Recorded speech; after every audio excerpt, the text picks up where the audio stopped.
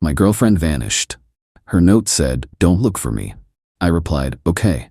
Then I found out she'd stole my late mother's jewelry collection worth $400. The police found her, and her only calls were to beg me to drop the charges. Original post: I, 34M, am sitting in my apartment and the silence is deafening. It's been about a month since Amanda, 30F, my girlfriend of 3 years, vanished. We lived here together for 2 of those years. I thought things were good, serious even. We talked about marriage, a future. Turns out, I was the only one in that conversation. I came home from a short work trip to a weirdly empty vibe. Her side of the closet looked raided, toiletries gone, then the note on the kitchen counter. Classic. "Adam, I can't do this anymore. I need to go. Don't look for me. I'll be in touch when I can. Amanda." No explanation, no apology, just poof. "Don't look for me." My first reaction? Okay. If she wants out that bad, I'm not chasing. It stung like hell, a real gut punch, but I'm not the dramatic type. So my reply via text was a single word: okay. The next couple of days were a blur of disbelief and hurt. I robotically packed the rest of her stuff, clothes, books, her little knickknacks, into boxes and shoved them in the spare room. Figured I'd have them ready if she ever did get in touch. On the 3rd day, a cold dread started to creep through the fog. Amanda knew where I kept important documents, and along with them, my mother's jewelry. My mother passed 2 years ago.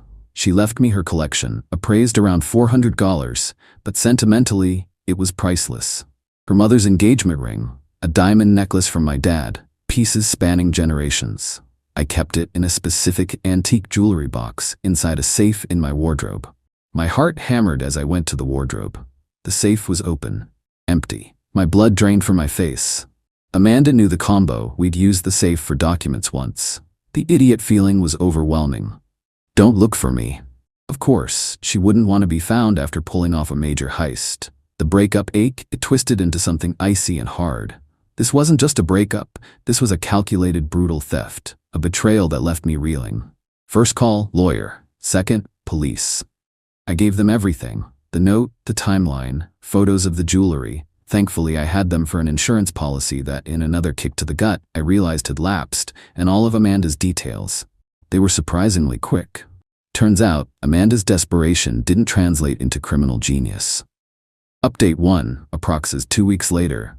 So things escalated, and the level of sheer, unadulterated entitlement is something to behold. The police found Amanda about 10 days after I reported the theft. She hadn't even made it out of the state, shacked up in some rundown motel 3 hours away. Her desperate plan involved trying to offload pieces of Mom's unique, antique jewelry to a couple of less than reputable dealers she must have found online. One of them, likely spooked by the nature of the items or her nervous demeanor, tipped off the police. Quick and clean. They recovered about half of it. Some pieces were gone, likely sold for peanuts to the first dealer she approached. The larger, more identifiable items were thankfully still with her when they picked her up.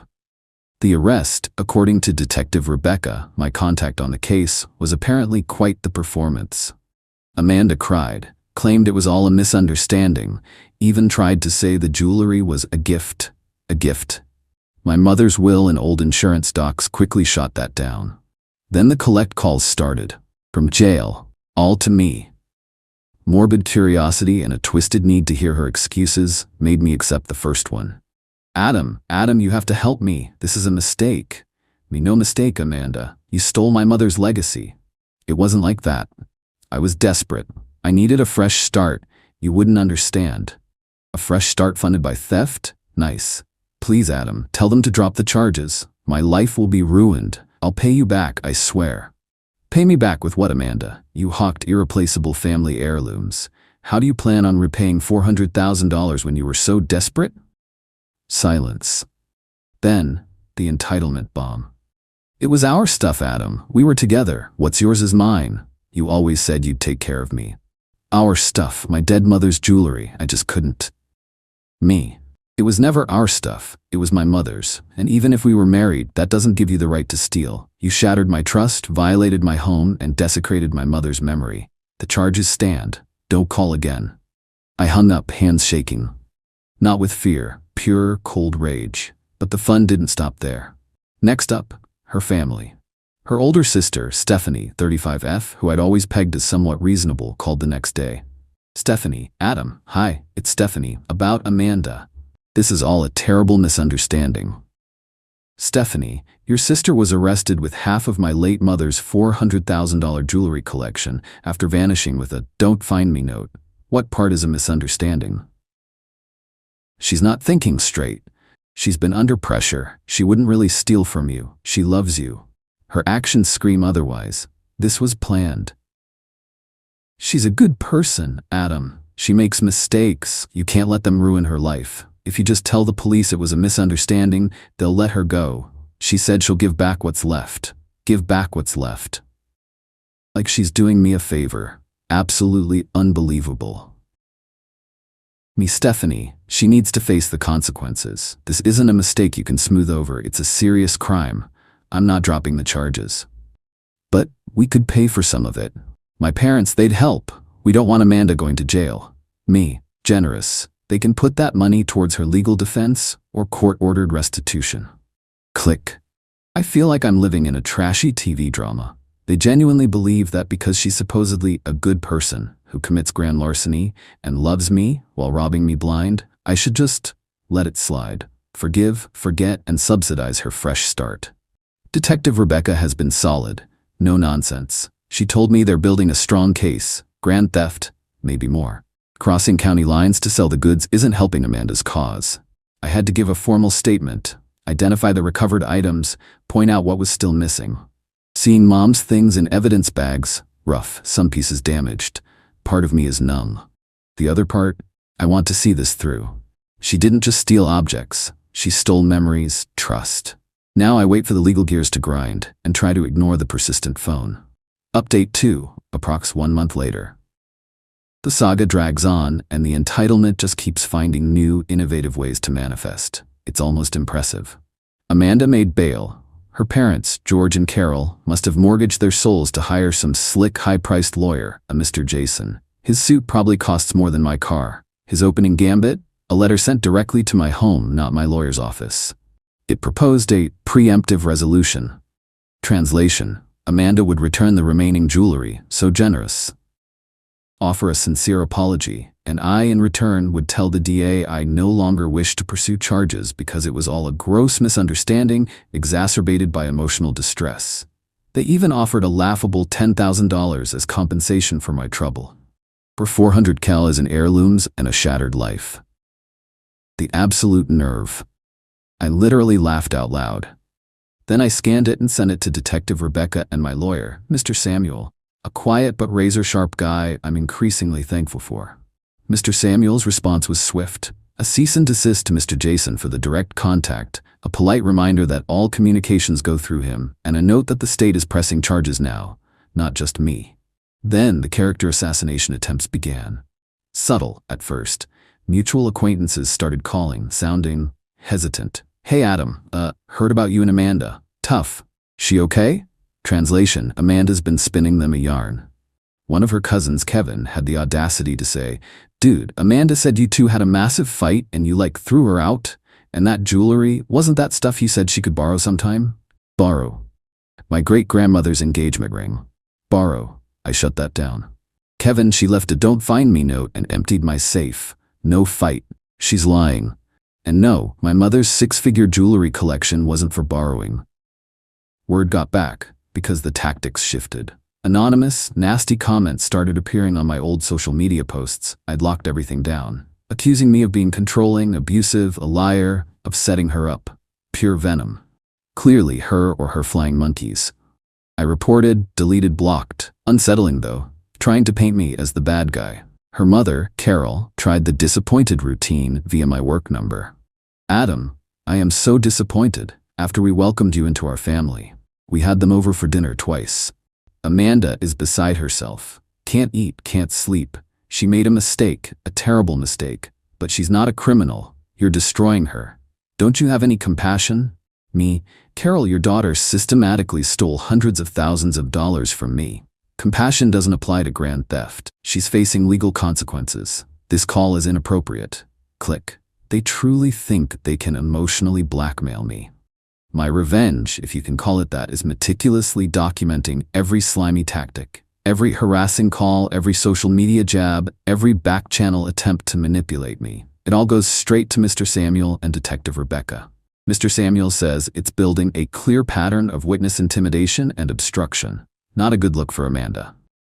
Jason tried another gem, a motion to have the recovered jewelry returned to Amanda, claiming wrongful seizure as ownership was disputed, and it was marital property. Marital property? We weren't married. My lawyer eviscerated that in his response. The judge denied it immediately. The sheer audacity to try and get stolen goods back while awaiting trial for stealing them. I've changed locks, upgraded security, not because I think Amanda will show, but because her crew has zero boundaries. The emotional toll is real. Sometimes, late at night, the betrayal hits hard. But then the anger kicks in, cold, steady. It fuels my resolve. They think they can bully and smear me into submission. They mistook my quiet nature for weakness. They're about to learn how wrong they were. I was completely finished with Amanda and with anyone who enabled her. Final update approx 6 months later, it's over. Mostly, the legal nightmare at least. The past few months were a slog. Amanda, via Mr. Jason, tried every trick, delays, bogus motions, sob stories to anyone who'd listen. Her narrative never wavered. She was the distraught victim, I was cruel, the jewelry a misunderstanding, maybe even a gift. The DA wasn't buying it. Detective Rebecca's case was airtight. The note, the planned exit, the theft, her clumsy attempts to sell the items leading to a swift tip-off, the items found on her. The intimidation and character assassination attempts continued. Anonymous online harassment, veiled threats via third parties.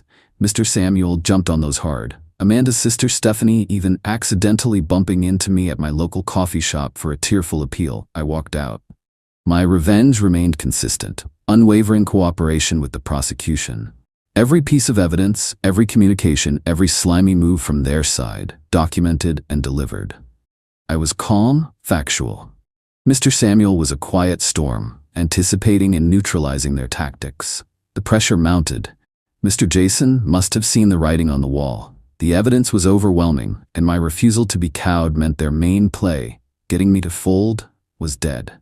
A week before trial, Mr. Jason approached the DA with a plea deal. Amanda would plead guilty to a lesser felony, still serious, agree to full restitution for the unrecovered damaged items, a sum that will haunt her, and serve jail time. Less than a trial conviction, but significant. I agreed. Part of me wanted the full public shaming of a trial, but Mr. Samuel advised that a plea meant a guaranteed conviction and restitution order, without the trial's uncertainties and emotional drain. He was right. Amanda stood in court, pale and drawn, and mumbled, "Guilty. No more lies." That was profoundly satisfying. Sentenced 2 years in state prison, 3 years probation. Restitution order for over $200,000. Good luck with that felony conviction and debt, Amanda. Your fresh start is looking grim. Her parents were in the courtroom. Carol was openly weeping. George looked like a broken man. Stephanie looked furious, like she still couldn't believe this was happening. I felt a pang for the parents. They lost a lot due to their daughter's greed. But Amanda lit this fire. After, Mr. Jason mumbled to Mr. Samuel about Amanda being truly remorseful. Mr. Samuel's cool reply, "Her actions will demonstrate her remorse or lack thereof." The harassing calls and comments stopped. Reality finally bit them. The recovered jewelry is slowly coming back to me. Some I'll sell, too tainted. The special pieces I'll keep more securely. The best revenge wasn't dramatic. It was truth and due process. It was refusing to break.